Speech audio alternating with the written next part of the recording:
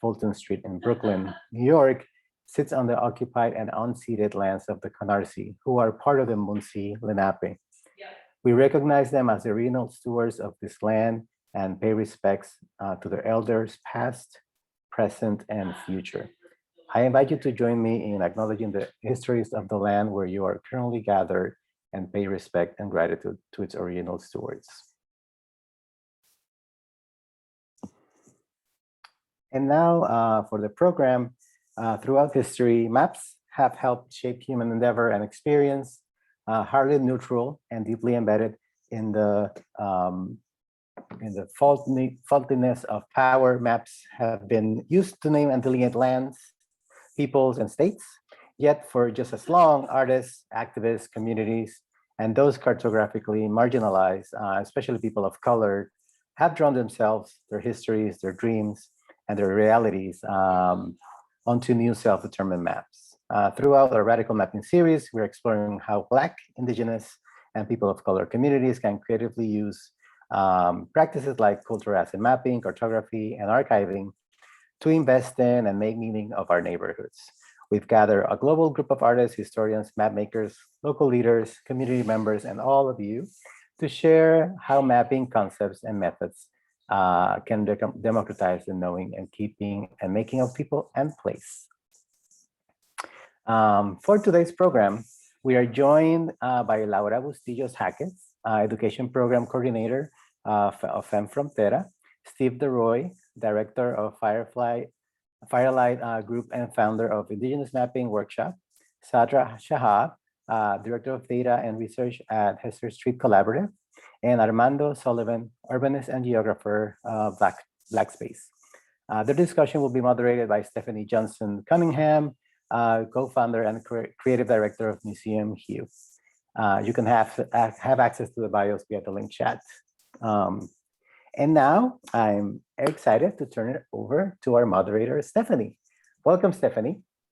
Hi, thank you so much. First, I want to thank the Laundromat Project for having us, and thank you all for joining us for the Self-Determined Society panel.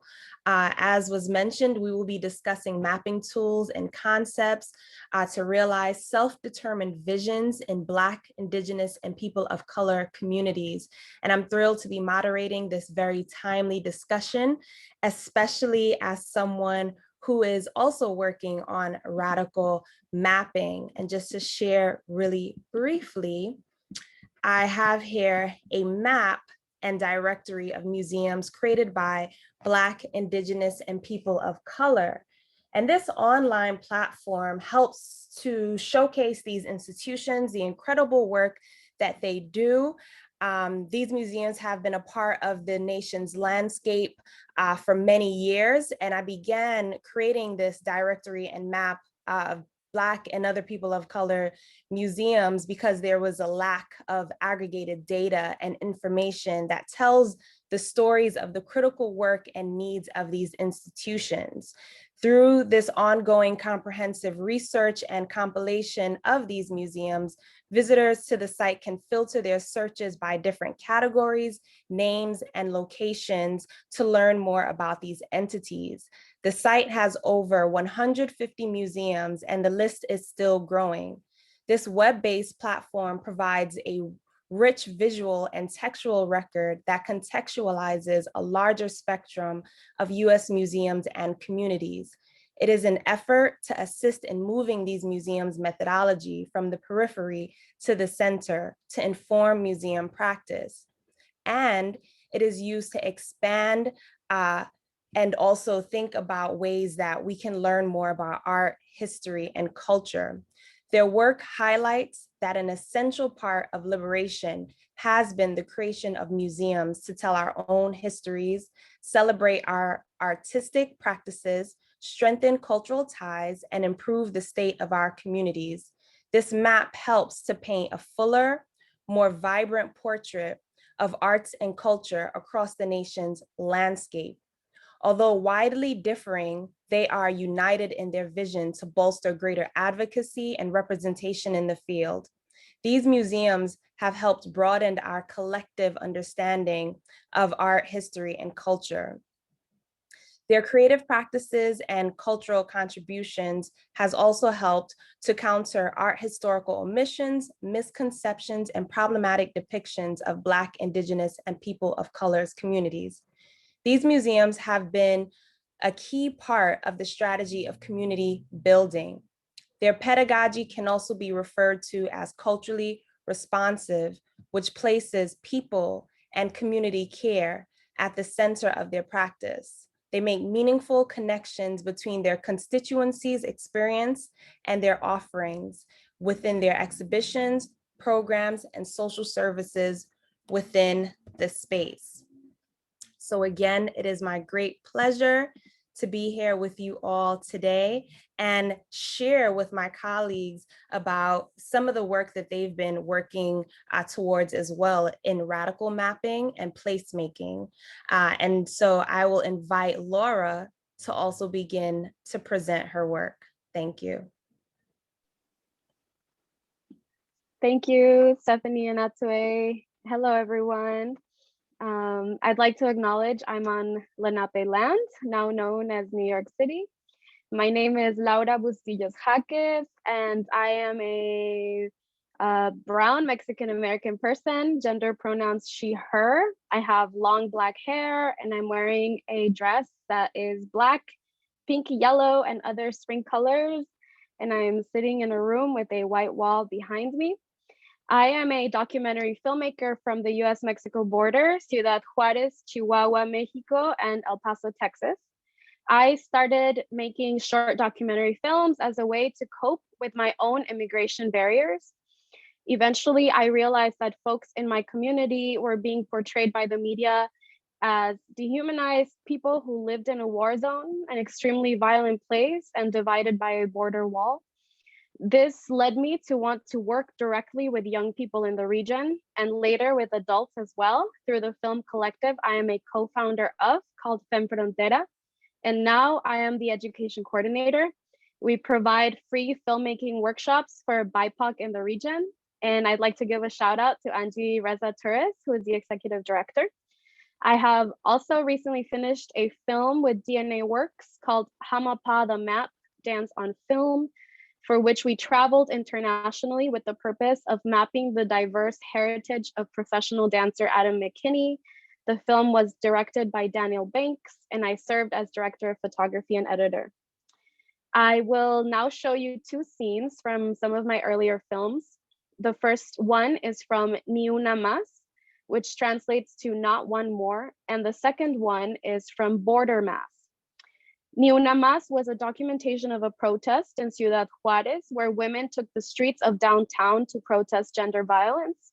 And Border Mass is a documentation of a Catholic Mass that happens on the border fence that is now a wall every year on Day of the Dead, where families that cannot cross the border often meet to see each other through the fence.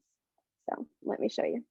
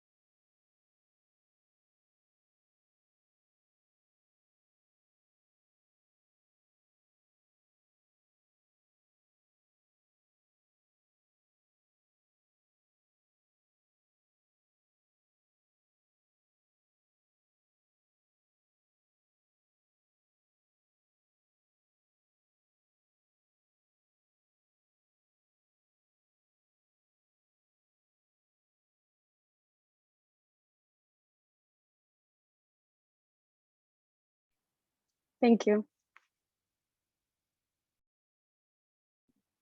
Thank you so much, Laura. Next up, Steve. Bonjour, Steve Indigenous. My name is Steve DeRoy.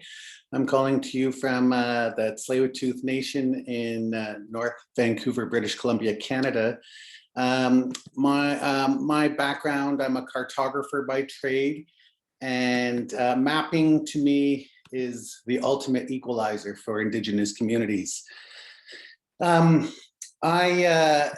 I've been in this field of cartography for about 23, 24 years. And one of the things that occurs to me with maps is that they're always in the hands of outsiders. And I see them as a colonizer's tool. And one of the things that I've done throughout my entire career is to somehow turn the tables in support of Indigenous communities. Being Anishinaabe from Manitoba, Canada, I saw the power of mapping from a very early start. And to tell the story of space and place is critical to protecting the rights and interests of Indigenous peoples. And so in 2014, with the leadership of my company, the Firelight Group, we began hosting an Indigenous mapping workshop. And the whole goal of the Indigenous mapping workshop was to create a safe space for Indigenous peoples to talk and share stories of the use of maps, data, and technologies. We wanted to increase spatial literacy by providing access to culturally relevant training. We wanted to expose Indigenous peoples to the wide variety of geospatial technologies. We want to celebrate and advance Indigenous pedagogies of mapping and research methodologies. And finally, we wanted to build a global community of Indigenous mappers. And so through this workshop, we've managed to build partnerships with the folks here that you see on the screen. And the whole idea is to expose people to the wide variety of mapping tools that are available in their toolbox. In the past few years, we've noticed a change, or at least in my career, I've seen a change from paper mapping to computer-based mapping, to mobile mapping, to cloud-based computing. And the pace of technological advancement has meant that Indigenous peoples require ongoing training to be able to access and utilize these tools. And so that's what the whole idea of the Indigenous Mapping Workshop is to expose people to the wide variety of those tools. We're software agnostic in that sense that we don't want to say, choose this tool over that tool. We want to say, you're going to have a suite of tools that you'll be using to be able to tell that story of space and place. And throughout this workshop, what we've really learned is that that there are some powerful ways of telling that story in ways that we never imagined. And so when we put these workshops on, what we're hearing is stories of Indigenous people's application of these tools. And it's pretty exciting to be able to see that in terms of the wide variety of applications from, and this is kind of where you kind of see things from a bird's eye view to a worm's eye view. And everything in between. And it's pretty exciting to hear of communities that are actually applying these tools. These are some of the examples of some of the maps that have come out of the workshop where communities have been producing stories of space and place to tell narratives that are important to them. And so I just wanted to make sure that we showcase a few of these projects from some of the people that were participants in the Indigenous Mapping Workshop. So I look forward to the conversation later on. I feel like I'm now rambling, and I say Chimigwech for the opportunity to speak today. Thank you, Steve. Next, we'll have Sadra.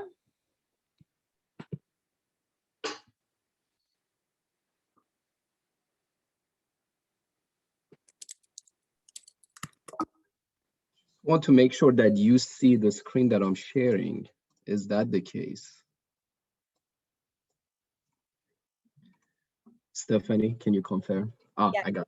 Sure. Hello, everyone. So glad to be here today with you all. I should extend my gratitude to two of my amazing arts and cultural organizations in New York City, truly, the Laundromat Project and Museum Hue. I'm so lucky to be, in contact and working with the amazing team at the Laundromat Project for, organizing today, and also being moderated by the amazing Stephanie Cunningham. If you don't know about Museum Hue, which I'm sure you all know, I would invite you to definitely check it out today, museumhue.com. My name is Sadra Shahab. I eh, eh, right now I'm sitting in Brooklyn, which is Lenape land. And I recognize that I'm an Iranian refugee to United States, and that pains me to see myself sitting, on a stolen land as well. I am the director of data and research at History Street, but if I want to introduce myself out of, like the professional title right now, I'm mostly a city planner, technologist, map maker, GIS specialist, but all of, like these titles, only mean, like being an activist to me, because, as just, like Steve said, looking at maps and, like tools of mapping data, etc. There's a lot of, like history with that, and a lot of, these tools being used as colonizers' tools, that there's a lot of, like decolonizing work in there. My interest in the past, like 10, 15 years being a city planner, GIS specialist, I've always played the role of, a data person who is on the side of, like community-based organizations, helping with advocacy, planning in New York City and beyond, and mostly interested in democratizing access to data and information, especially use of spatial data analysis tools for the benefit of, like communities, and creating more autonomy, community level. So in the past, I have, and I have a bunch of web browsers to show, I guess. In the past, I have created a project and led it for a number of years called Neighborhood Data Portal, which is a free online public tool for organizers and advocates to be able to extract the most, like vital statistics neighborhood level. So essentially, like instead of having, like fancy GIS or geographic information systems capacity at an organization level or for organizers, you would be able to, like easily access something online that is, has most of the vital statistics, folks would need before, like planning for neighborhoods. Let's see if I can. The context of, like Neighborhood Data Portal is, and I should talk about the context a little bit more to, like show the relevance, that is, like this tool was created, some 6 or 7 years ago, when the new mayor then, de Blasio, like talked about, affordable housing and, like creation of affordable housing in New York City. And with that, came rezoning of a lot of communities, which from the beginning we knew that might, add to the displacement of, populations and communities. So one of the responses to help community-based organizations to stand in the way of, new gentrification as a result of rezonings was to create tools that would promote, like access to the same data that, let's say, Department of City Planning would have to use when they come to neighborhoods to rezone or, like create changes. So this was, like a response to create like a free accessible tool. There are sometimes that I'm working on a specific, like campaigns and providing technical support to specific, like policy campaigns. One example was the BASE campaign, which I have created an online tool, which is an information tool for organizers around, like legalizing basement apartments, to better understand locations of basements, et cetera, and to be able to effectively advocate for it. And this is part of a larger coalition with some other community-based organizations. I'm only playing the role of a technical assistant, like within these spaces. And this work has been shaped with Chaya CDC, Cypress Hill LCD, LDC, Center for NYC Neighborhoods, and so on and so forth. As another, like project that, like I'm involved in as a collective, which is called Housing Data Coalition. And I'm so happy to be, like showing this, collective, work to you. And you can check it out on their website, Housing Data Coalition, on our website.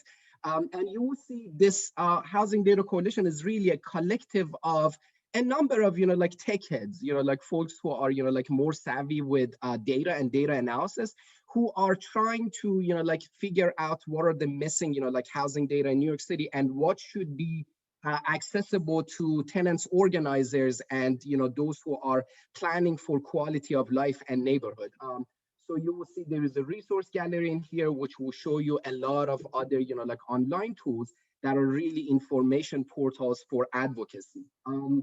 And being a co-founder of Savvy Spatial Analysis and Visualization initiative at Pratt, which is a center that promotes access to GIS, Geographic Information System education, but also does pro bono work for community-based organizations all over the city. So in a nutshell, that's who I am, and like some samples of my projects. Really looking forward to get engaged in this conversation and be in conversation with all the panelists. Thank you so much. Thank you, Sadra. And last but certainly not least, Armando.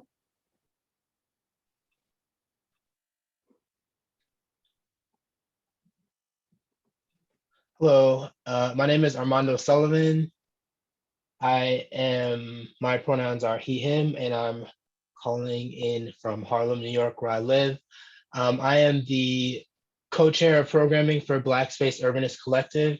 Black Space is a group of planners, architects, artists, and urbanists working to ensure that Black people, Black spaces, and Black culture matter and thrive. As an organization, we are rooted in where we organize ourselves, where a lot of our members live, which is Central Brooklyn, and over time have been alarmed by the physical gentrification and cultural erasure that we were seeing in this community. And as urbanists, we thought that heritage conservation could be the key to countering this.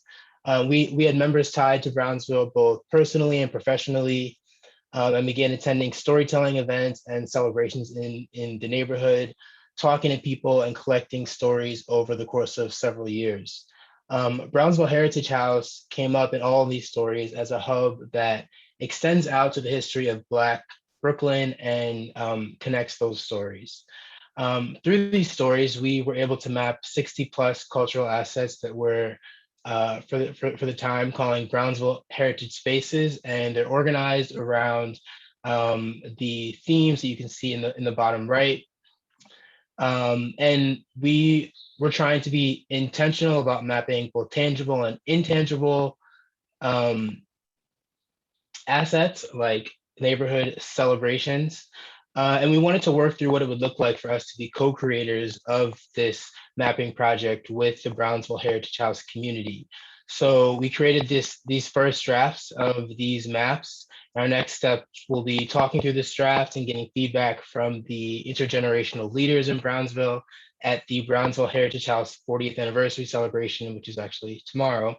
And through this iterative process, we hope to learn what might be missing from these maps, and then thinking about future formats of the map, whether we print them and add them to the archive at Brownsville Heritage House or publish them online, what locations, events, and stories does the community want to see memorialized in this way? And more importantly, or equally important, what spaces are sacred that they might not want to have publicized? And in alignment with Black Spaces Manifesto, this process of co-creating will be iterative, and the final output will be determined through our conversation with the Brownsville community. Thank you. Thank you so much. And thank you everyone for sharing. I'm really excited to jump right into some questions. And the first one that I have for the panelists is, what do you hope to achieve through mapping and or data visualization? What do you hope that this work that you are engaging in changes? We'll start with you, Steve. My hopes and dreams for mapping is that Indigenous peoples will have the necessary tools to be able to articulate narratives of space and place, that through those dialogues of talking about those spaces and places that they will be able to create an understanding with outside agencies and neighbors and other folks about the importance of that to Indigenous communities. That the dialogue will lead to opportunities, and that Indigenous communities can be recognized and celebrated into the future. So for me, mapping is the starting point of all that in my world. That telling that story of space and place is the recognition of that Indigenous sovereignty and Indigenous heritage. And so, and it's important to know where you come from in order to know where you're going. So part of this whole process of maps is the ability to be able to tell that story and help people understand your history. And so for me, I have to start with building that community. And in the future, I hope that there's a global community of Indigenous mappers that can apply these tools and advance their interests forward. Absolutely. Thank you for that. Anyone else want to join in? I can go. So first of all, I'd like to apologize. I didn't realize my video didn't have sound for everyone. So I'm gonna type the websites for the organizations that I work with here in the chat. You all can check them out. Well, my hope with, I never thought about my work as mapping. So I'm trying to translate that towards the education programs that we offer at Fem Frontera. I think for us, it's really important that the people living on the border share their own narrative, they claim their own narrative, and that the record of our stories remains. That's very important for us.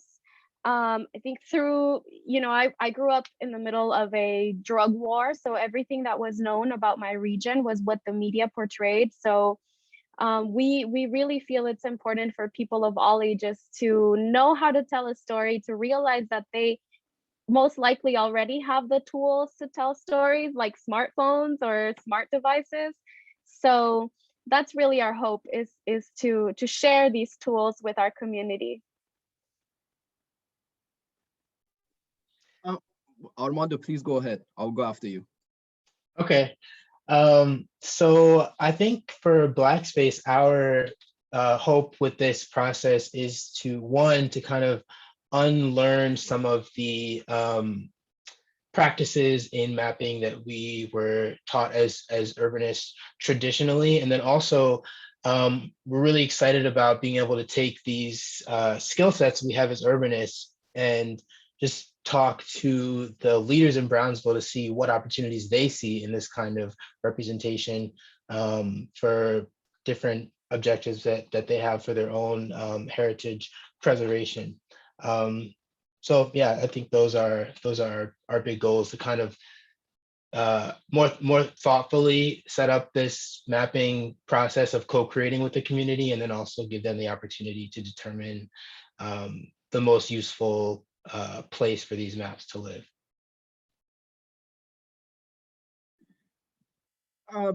And for myself, what do I hope to change or achieve with all this data democratization or mapping efforts, etc.? First of all, like, it wouldn't be me, it would be like for us, and I'm so lucky to be joined with the amazing colleagues that I work with. Devin and Cesar are in the audience. I'm not sure if there are other other of my colleagues who are working like in a team on a lot of these amazing projects. For us, it is really, the goal is really to achieve, we have a theory of change at History Street, which talks about community autonomy and self-determination for communities, the right to self-determination. And what is the relationship between, this spatial data analysis and mapping and self-determination? It has everything to do with that. Most often, as Steve said as well, like mapping tools and spatial data analysis, especially, like creating map documents, a map document is a very specific thing. When you show it to someone, there is some sort of a reality to it all of a sudden.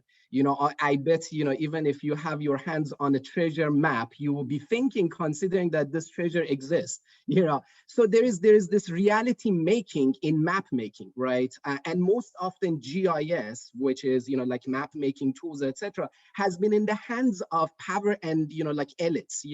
GIS in United States has been created by, like the army projects, and also, like elite, like universities, Ivy League universities like Harvard University, and then, like in Canada by the government, and then also, like the more, like influential, like research centers, etc. And it has been always a tool in the hands of, like money and power to be able to, like maneuver space, right? So democratizing access to data and mapping tools to us means folks from communities would be able to, like first of all, respond back with all sorts of quantitative data analysis that claims, like legitimacy over their own arguments and narratives, right? To, like reverse that, but also, like really, like quantitative and qualitative data in the hands of, like all the communities that are interested in long-term planning for their own selves and, like the future. So tools of autonomy and community self-determination, that's how we look at why we do data democratization and why we do map making or spatial data analysis in city planning or advocacy context. Thank you. Thank you all so much for that. And I love, Sadra, the idea of reality making, and, Steve, Armando, and Lara talking about recognition and relearning and self-realization and determination and creating our own stories. That brings me to my second question. How do you determine best practices for community engaged work? So we know that this work is not always individualized. It's not only us doing this work, but how can we collaborate with our communities? And are there frameworks that guide collaborative processes?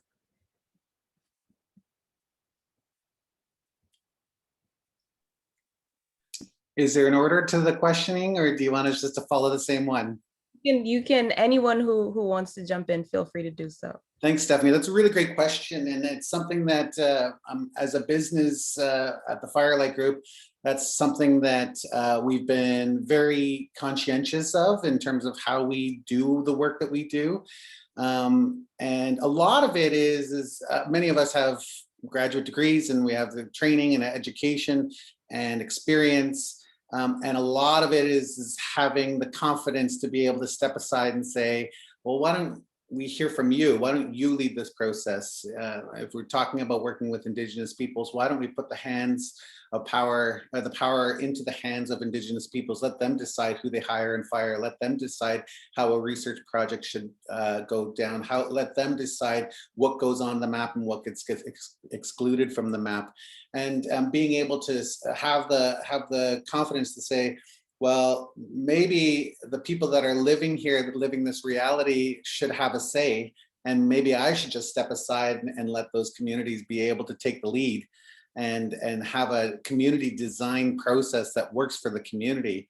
And so that's how we've tried to carry out our business with communities in terms of our community engagement, is to really listen to what those priorities are, to learn from what Indigenous communities have gone through, and be able to apply our skills to be able to support what those aspirations are. And the more we do that, the more Indigenous peoples can be drivers of these processes. That they, at the end of the day, in some places around the world, we won't be able to live there and feel that daily reality of those Indigenous communities. And so, so how do we apply our skills to best support those aspirations of those Indigenous communities? And oftentimes it means taking that pen and putting it in the hands of Indigenous peoples and say, well, you decide, you write this, we'll help you get there, but why don't you lead this process?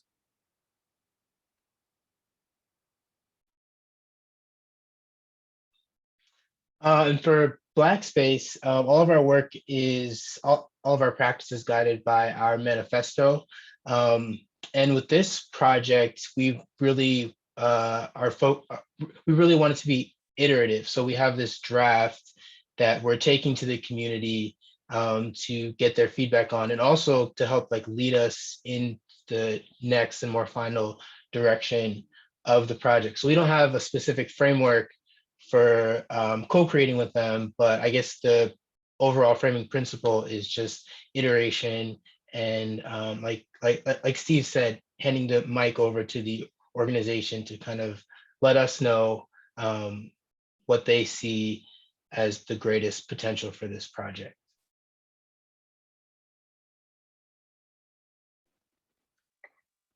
So I'd like to answer next.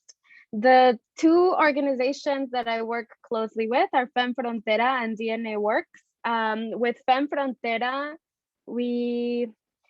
it's very important for us to work with communities on both sides of the border, right? So that has taken us some time to build. At first, it was sort of just like on the El Paso side, on the Texas side, and then we realized that there was something missing, right? So we grew from being a filmmaker collective to a community. So we when as soon as somebody submits a film to us or submits an application to be considered for the film festival or for the workshops, they become part of the Fem Frontera community. So they have a say in our programs. They have their opinion matters, right? So this is the first year that we have a really great fund from the Ford Foundation, and we started distributing grants for filmmakers on both sides of the border. So that's really exciting. It's we had to obviously figure out how to make this possible outside of the US. But it's great. It's been successful so far, and we're really excited. And with DNA Works, it's similar. The DNA Works manifesto, you called it, Armando. The DNA Works manifesto is dialogue and healing. So every time we share our work or go into a community to either film or present what it's a film or a theater piece, we always will look for ways to connect with the communities that we are visiting, and we ask for their permission, right, to be in that space and to film in that space, and it's really a special experience. Stephanie, I should confess I forgot your question. Can you please repeat the question for me? Absolutely, absolutely. So my question is, hold on, I wrote it down here. Okay, so how do you determine best practices for community engagement work? And are there frameworks that guide collaborative processes? Yeah, that's a good one. I guess, my professional job is 90% thinking about, like participatory methods and engagement methods, really, and that's what, it's a struggle, like I don't think, like I have a, like a good complete answer to what it means, like for, like us to, like get engaged in best practices ever. But what we do is a lot of, like iterative, like process and reflecting back to, like how did, like engagement or, like participatory, like components of a single, like project went, or how could it be better, I'm a big fan of, also I'm a member of, like a lot of collectives that would address open data, open algorithm, and, like data democratization. So that means, like we are much interested in, like wider participation, in data analysis or, self-determination tools like planning, right? And that comes in all sorts of, like shapes and forms, from the ways that we analyze data, from the ways we publicize or visualize data, from ways that we create tools, from the ways that we create, like processes for community planning, efforts, etc. So a lot of, like different parts to it. But yeah, I guess, like how it's being, what is, Yeah, I leave it at that, because I'm really struggling with, like best practices in this as well. And, like much interested in creating, like these best practices with, like within educational settings or professional settings as well. So. Yeah, thank you. I think, to your point, Sadra, and points that were made by others, there's different methods and ways to activate and collaborate with people in the communities that we represent and serve, and thinking about, these ways that we do data gathering, and ways that we are thinking about encouraging, others to be a part of these processes, and thinking about ways to be radical mappers in their own way. And so for me, and I definitely want to get questions from the audience. So again, if anyone has any questions, feel free to list them in the chat. We'll try to get to as many as possible. But how do we encourage people to think about radical mapping, or understanding the importance of indigenizing mapping, and looking at, the creation of maps in Black spaces, and also, in Laura's case, thinking about how people, the ways that we move throughout these spaces, how can we encourage people to create in this way to provide a lens into greater radical mapping, and thinking about creating and forming our own narratives. And again, anyone, please jump in. Let me actually disrupt the order of, like answering the questions, because I was so terrible answering the last question. No, I mean, Laura is now, like when I look at, what Laura has done, like at the border and the documentation and the filmmaking, etc. I did not know about that project, like, so part of being on this panel discussion is I got to know, like about an amazing project and a bunch of, like other things that are connected to it. And, like, to me, that seemed like the best case of, like radical mapping. What is mapping? That needs to be, like, I guess I need to redefine it a little bit. And mapping to me is to put, like a location to other information that we have, and what is stronger than, like creating, like documentary narratives that would have that specific, like location thing, the spatiality, plus the other things that are so important that are happening at that location, bringing light, putting it into, like attention, and creating narratives around the space is everything that, like radical mapping is to me as well. What does it mean to bring that information into, like a spatiality of things? And, human species, like so many other species, or like is pretty territorial. That means controlling and owning territory has everything to do with our quality of life and well-being, right?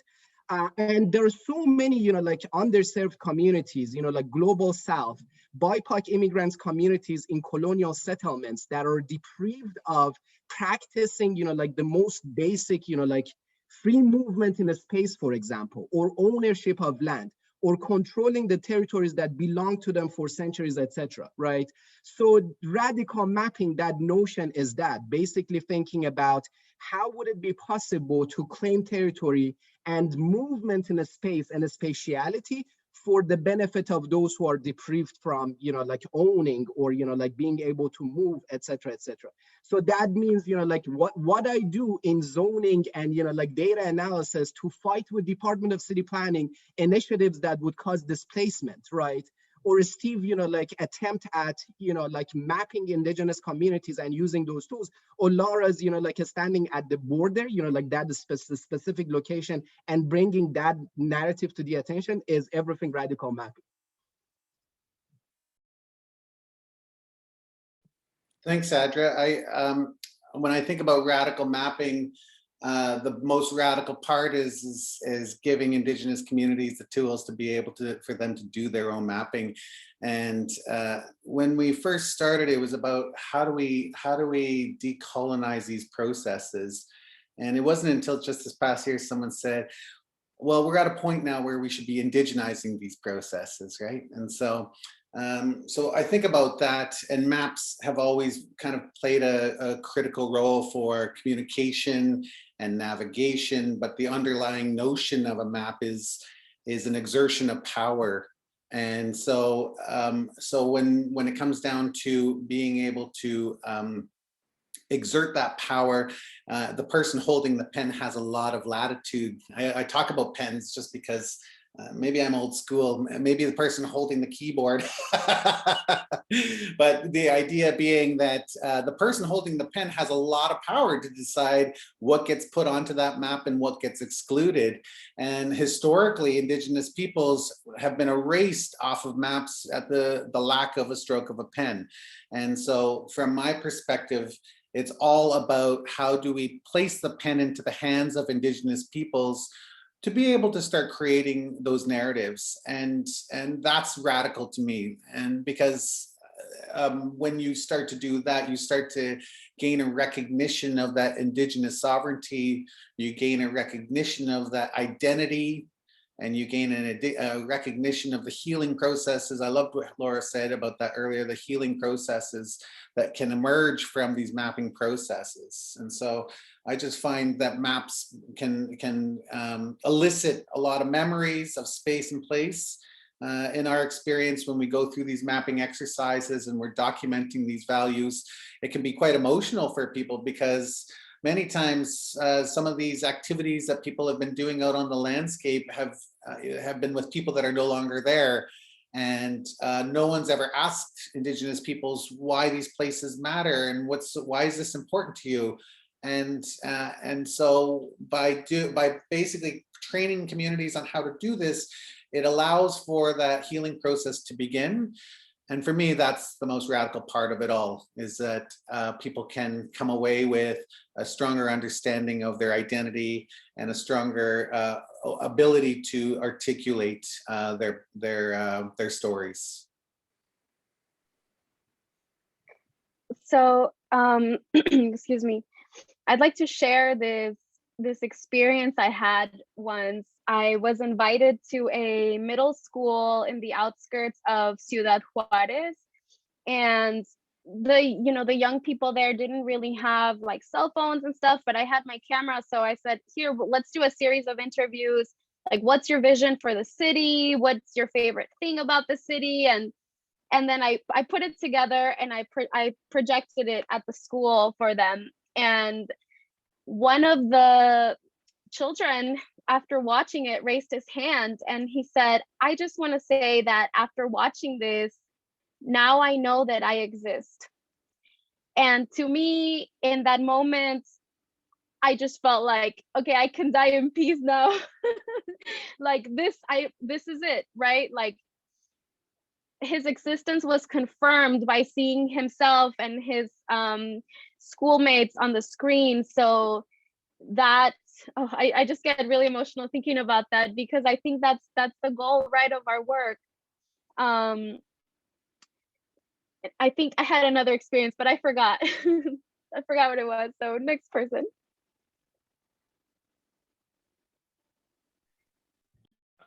Yeah, so what is radical for me is the iteration and the I guess opportunity, like as Steve mentioned, to have the community determine what is included on the map, what isn't included on the map, and thinking about the form it's going to take, where it's going to live, and what perspective it's going to project. I think that is radical in kind of putting or working with the community to have them determine those outputs.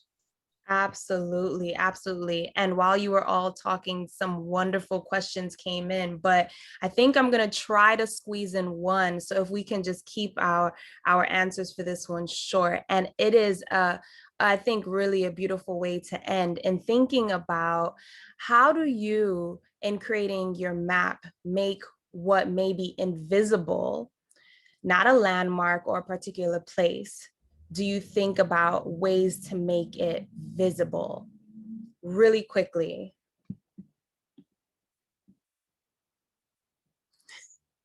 Well, maps are just one tool in your toolbox for telling stories.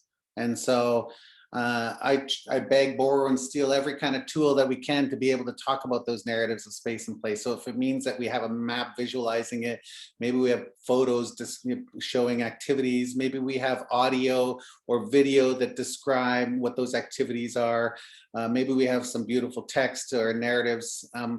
Finding other ways of being able to tell the story. Mapping is just one part of the story. And so that's what I always say is like, don't narrow yourself just to maps. You need to think broader about the wider story that you're trying to tell, and then be able to apply those tools as necessary to be able to convey that message. I think for our communities on the border, we often think about that, right? Like the border wall, border fence. And what I've found through watching the stories that our community makes when they assist our workshops is that the stories go beyond their experiences, you know, of watching a wall, of seeing a wall every day, right? There's more to that. There's our connection to the desert. There's our connection to the culture, to the fronteriza culture, the across borders culture. There's the connection and memories to cultural spaces, to parks, to neighborhoods, right? So it's actually a incredibly rich cultural place that goes beyond the wall.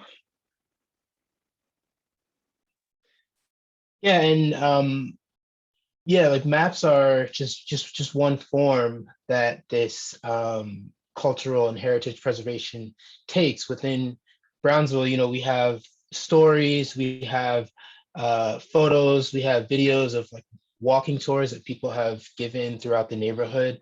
And what we've really learned is that every spot has a memory. And so I think we're just trying to be really open in format to try to incorporate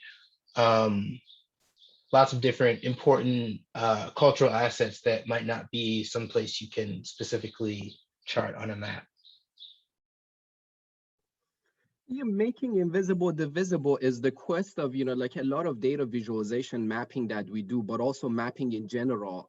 You know, and that has everything to do with, you know, changing existing narratives in the hope to change systems, right? So, for example, you know, like the latest, you know, one of the members of the Housing Data Coalition, for example, you know, like we collectively, you know, like work on that data, and there was, you know, like an article published by one of the members that showed, you know, like the relationship between evictions in the Bronx and COVID impact. Not that it is, you know, like unclear that, you know, like race and social class in this country has everything to do with social, you know, like inequality. And for example, COVID impact as, you know, like public health issues, but also this act of mapping, you know, like bringing the, you know, like asking for the attention, bringing the subject back to the news and talking about it is a way of resistance that would be just pushing for this is visible in so many ways. We had qualitative data analysis all the time. We had talked about these things, and now we are showing on data and maps, this is a phenomenon, right? So a way to, you know, like bring, you know, like the invisible to visible, you know, like the history that is erased, the, you know, like the problems that are being erased and not being discussed to the attention in the hope to make systemic change. Wonderful. Beautifully said, everyone. Thank you all so much for your brilliance, for your work. And please, everyone, you can find more information about all of the panelists' work on the website. And thank you all again. Thank you to the Laundromat Project for having us. We appreciate you all, and we hope that you all remain safe. Thank you. Thank you so much, Stephanie. And thank you for this amazing conversation. There's a lot of great action on the chat, so follow up with that. And just before I say our goodbyes, I just want to address briefly, there's a question about what mapping looks like for the Laundromat Project in Bed-Stuy. And right now we're in, we started last year what we call our listening tour. And what that means for us is we're asking the question, how can the Laundromat Project be a good neighbor in Bed-Stuy? And what we're doing is hosting one-on-one conversations and small group conversations with different community groups, leaders, organizations. And we talked so far about 100 folks already, and this is an ongoing process.